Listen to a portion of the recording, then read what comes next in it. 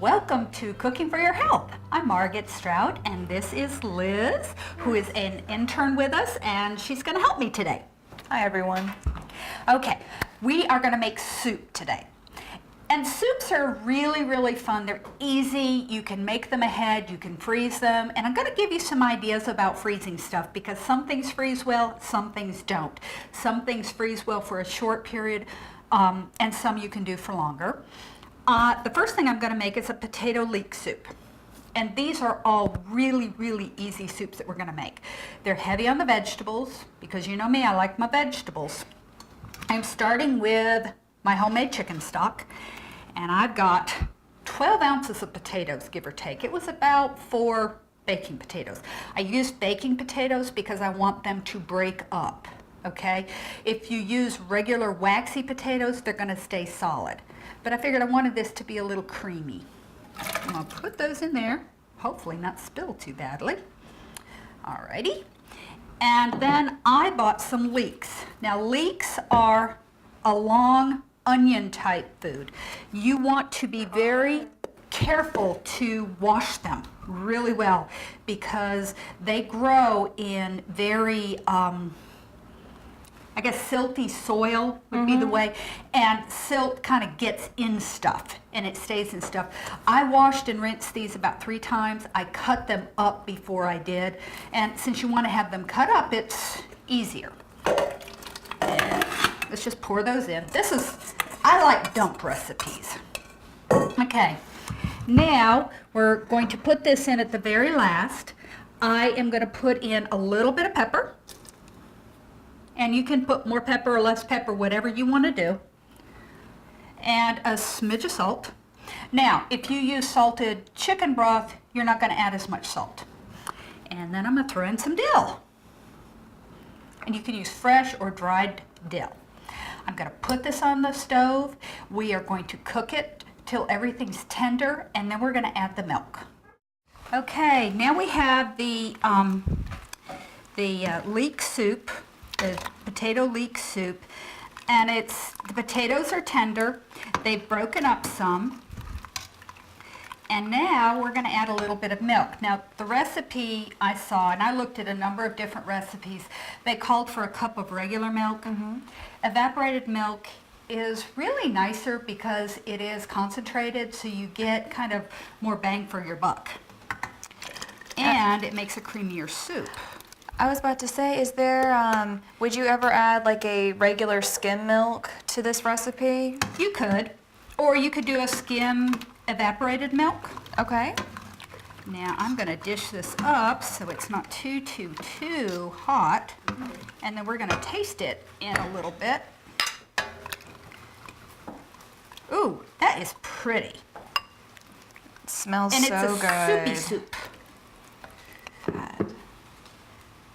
What do you think? I think it looks delicious. Yeah, and you could add some real dill as a sprinkle, you know, some sprigs of dill. I think this would be a good soup, even if it were to be cold. Now, would you ever, what is it that they do with French onion soup? They'll take like a little bit of like toasted bread and they'll put it on the braise broiler. cheese. Yeah, would you ever do something like that with this, you think? I don't know. We could experiment. We could. We can always experiment. As I was telling Liz just a little while ago, the worst thing that can happen is it's not going to taste good. Or you spill something or something like that.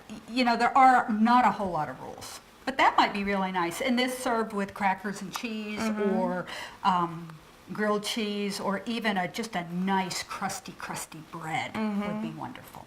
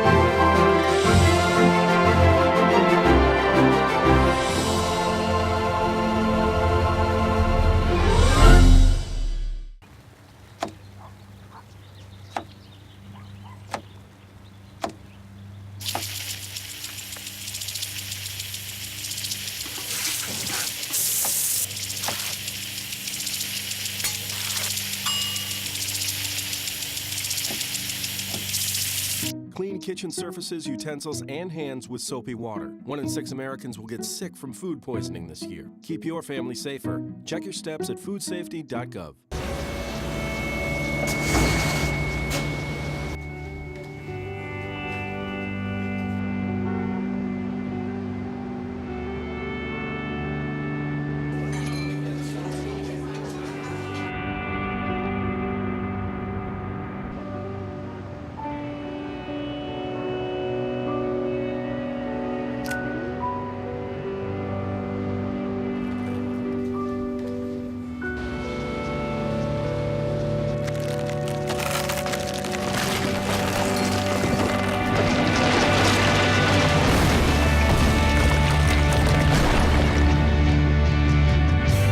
When you earn your GED diploma, the barriers in your life fall.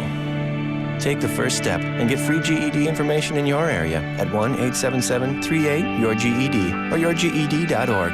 Earn your GED diploma and begin your brighter future.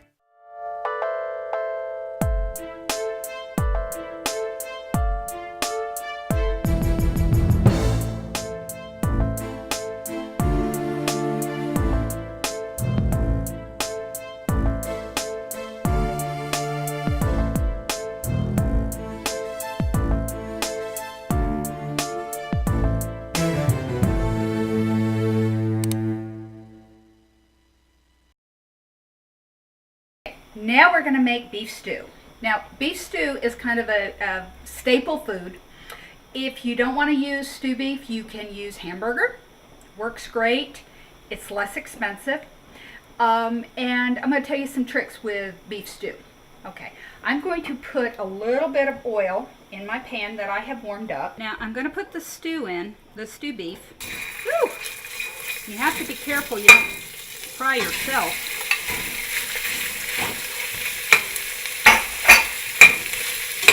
A lot of times when I do this, I add, turn the heat down a little bit. I will cut the beef up into smaller pieces.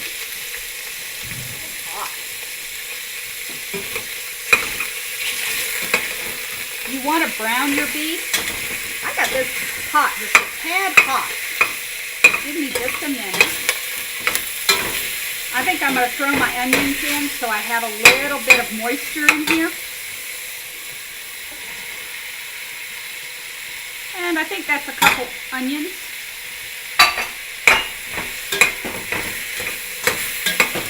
Now, we're going to let this brown, the onions caramelize.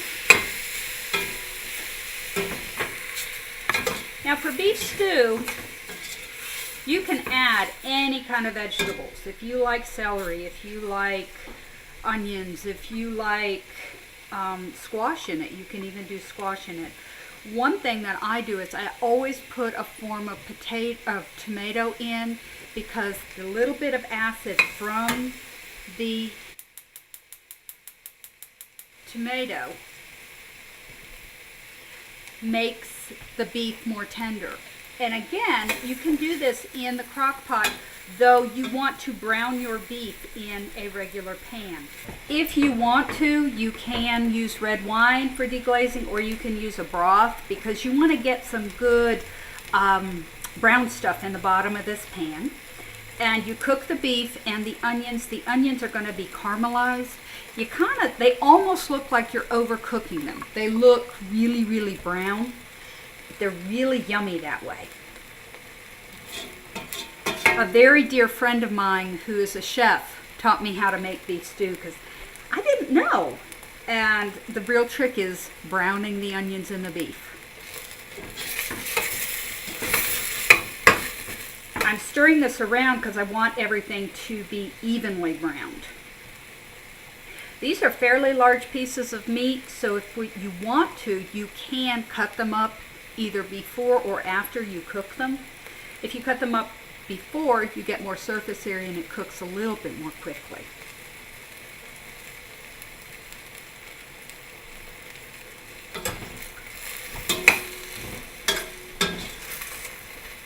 Now, we are going to add the vegetables and we are going to deglaze the pan. And again, you can do this with broth. You can do it with a little bit of water and then add V8 to it, or another vegetable, tomato vegetable kind of, yeah, I'm using bouillon. And normally you cook this so that it gets all that good brown stuff off of the pan. We're not going to do that because we're going to put everything in here. Now, as I said before, you want to add some kind of tomato so that it kind of tenderizes the beef. Stew beef is an inexpensive cut. It's a low-fat cut, so it's not as tender. And this is another one. You can kind of get it to the browned point, and I've even browned it the night before. And then in the morning, I put it in the crock pot, and in the morning, I plug in the crock pot and dinner is ready by the time I get home. I put about 4, I'm using Yukon Gold, but they're waxy potatoes. They're not baking potatoes because I want the potatoes to be big chunky things. Would you ever add any other waxy root vegetables to that? You know, like turnips or... You could. You think Turnips that... or parsnips or anything else. I'm just trying to make these easy. And then this is just a bag of mixed vegetables. Oops. Ew. That was an end of a carrot that I didn't do. And this is a friend of mine's trick. You put steak seasoning in it. So you're not adding salt. The bouillon that I used was low salt sodium bouillon. I'm going to add a little bit of that. We're going to cook it on the stove. Again, you can use a crock pot. The stove's a little faster. And this is going to tenderize the meat. And then we are going to try this beef stew. If you want to thicken it, you can thicken it with one baking potato, or you can add, I don't like using the flour type stuff, but you can add a little bit of potato flakes, the instant potatoes.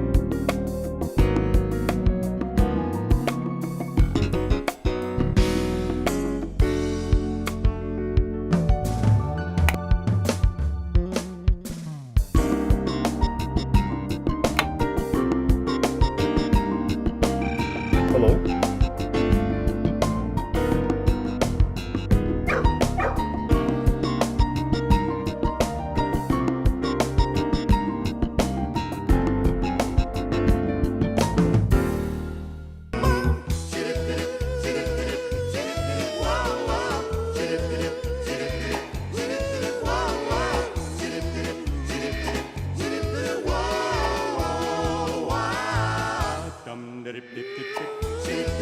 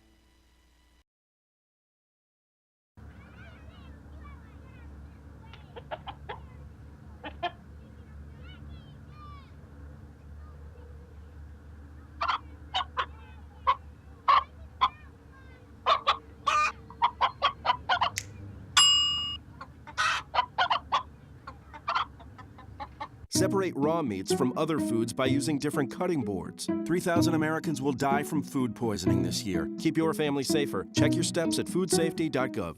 Right, now we're going to make carrot soup. And this is a soup that my mother used to make for us when we were little kids. It is a really, really easy soup. It's flavorful. It's just so easy. You can make it on the stove or in the crock pot. Do you use a crock pot a lot? I really don't, honestly. Are they worth the investment? Oh, definitely. I live by my crock pot. Now, I have some more of my chicken broth. I have cut up the potatoes before we did the taping, so I have left the potatoes in here. Again, I used a baking potato because I want a little bit of that starch to free up so that the soup becomes thicker. This is a soup that freezes really, really well. I like onions. You can use 1 to 2 onions. I believe this is 2 onions. You just put them in there. Again, this is easy. If I'm doing it in the crock pot, I don't cut anything up because I put it in the morning, I leave it, and then I come home and it's ready. And this is a soup that you puree. But I'm doing it cut up because I'm doing it in a regular pot. And then I'm putting about 2 pounds of carrots in here. And they may not all fit, so we may put less, but we can get them in there. Now, Margaret, I've got a question for you. Is this, again, the same chicken stock that you used in the recipe beforehand? Okay. Yeah, and I make it ahead. I think in the past I've talked about when we eat a rotisserie chicken, we save the bones. And I'm kind of you will not throw a bone away. And then I will take them, put them in a stew pot, and I cook and cook and cook them for about a day, and then I get rid of all the bones, and then I have enough stock for quite a while. All right. The other thing we're going to put in is a 1/3 cup of cooking sherry.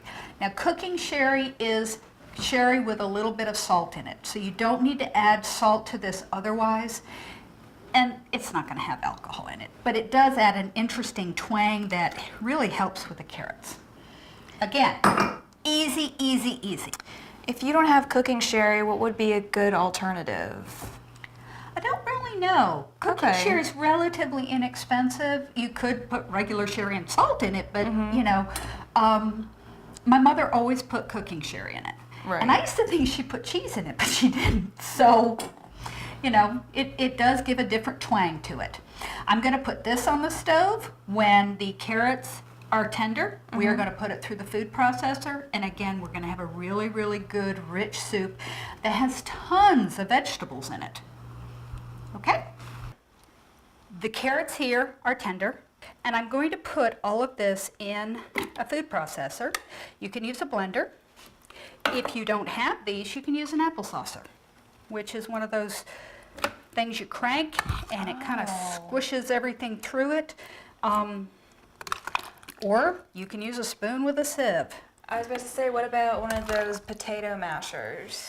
No, you want to have it a little bit more pureed than that.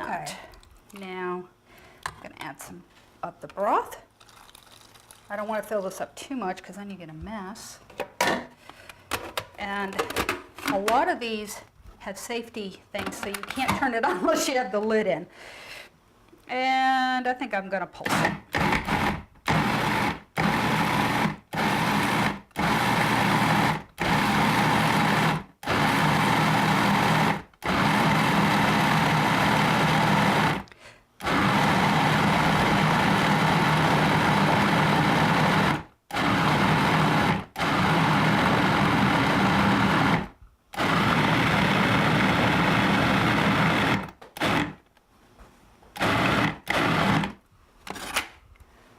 Okay, that's pretty pureed.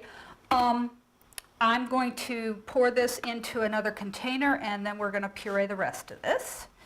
But doesn't that look yummy? Yeah. And it's, you know, 5 ingredients. It's so, well, 6 ingredients. So simple. It's simple. Kids will eat it. We loved it when we were little kids.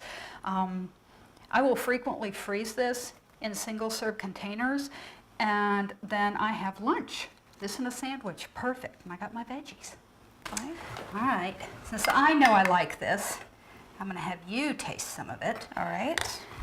And this is a good thing for kids. It's mild. It can also, if you want to put a little cream in it, you can. That's very good.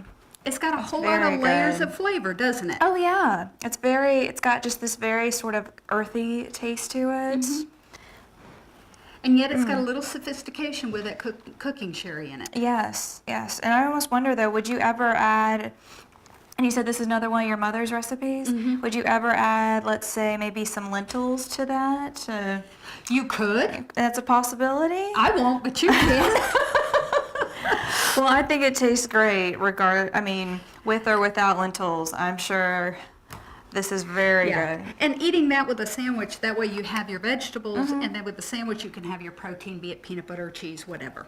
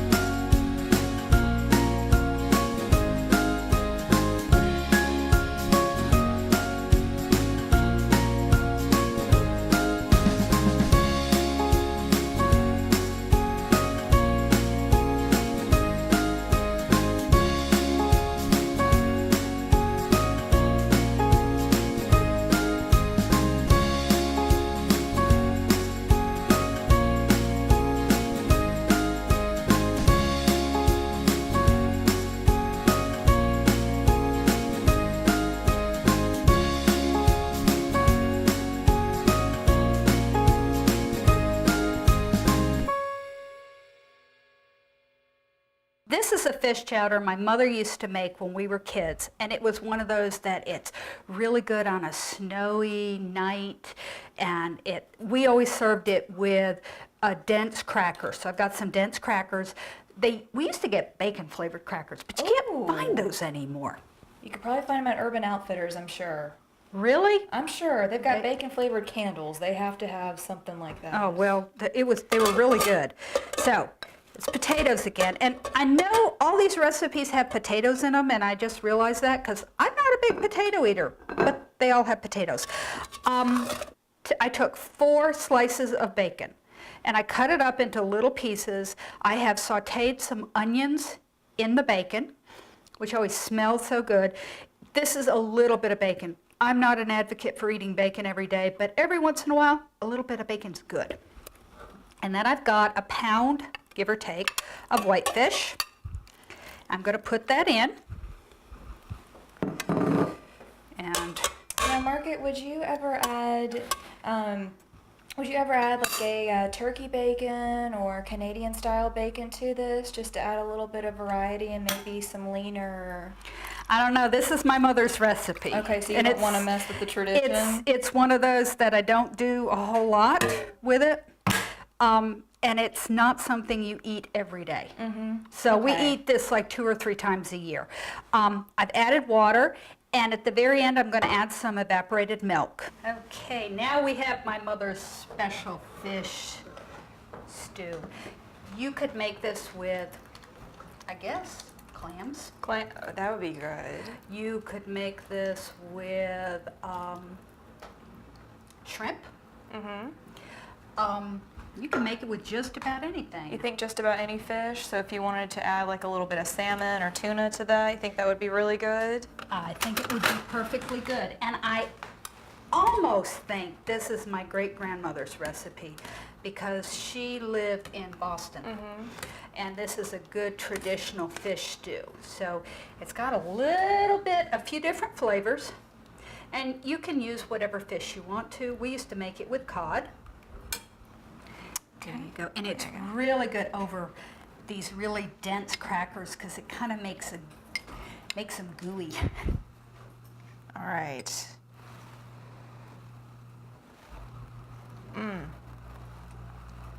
That, I don't know what it is, but that little bit of that milk with the fish, that tastes delicious. That's very good. And the bacon kind of adds another flavor and a little bit of smokiness to it. Can you just picture this on a real cold, snowy night? Yes, I could. Oh, really good. Okay, so that's our soups. We have the fish chowder, and the recipes for these will all be on the Buncombe County website. These are all easy to make. The potatoes don't freeze well. Mitts. The potatoes do not freeze well for long periods of time, but otherwise, everything freezes. And then you just come home and you heat it up. And if you make the beef stew, you don't put the potatoes in it. It's frozen. You throw some potatoes in the crock pot, you throw the frozen soup on top, you come home and you have soup. The carrot soup, the same thing. Put it in the crock pot, you can come home and have soup. The fish chowder is fast enough that you don't have to do it in the crock pot. And I don't think the leek soup you would have to do in the crock pot because it's a fairly quick soup to make. But these are all good. They have a lot of different vegetables in them that make you more attractive. Now we know that to be true. And they're easy and relatively inexpensive. Thank you again, and if you need any more information, please go to buncombecounty.org, Cooking for Your Health, for the recipes. Bye-bye, and thank you, Liz. Thank you.